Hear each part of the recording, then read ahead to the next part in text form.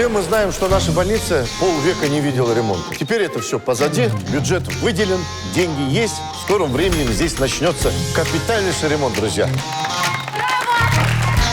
Здравствуйте. Слушай, Харики, что ты все в белое покрасил? По сути, по документу. Здесь больница. Ознакомившись со всеми материалами дела, мы просим дать обвиняемому наказание в виде лишения свободы сроком на 10 лет. Қанша? 10 жыл несі?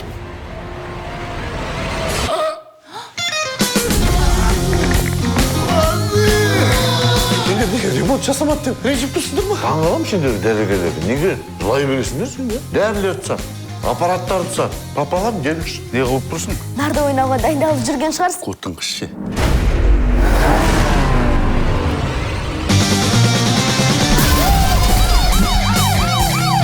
Планы изменились. Отправь мне новый паспорт в Ақтау. Қанат үйде жоқ, балық аулауға кеткен. Балықтарым менің. Келіңдер.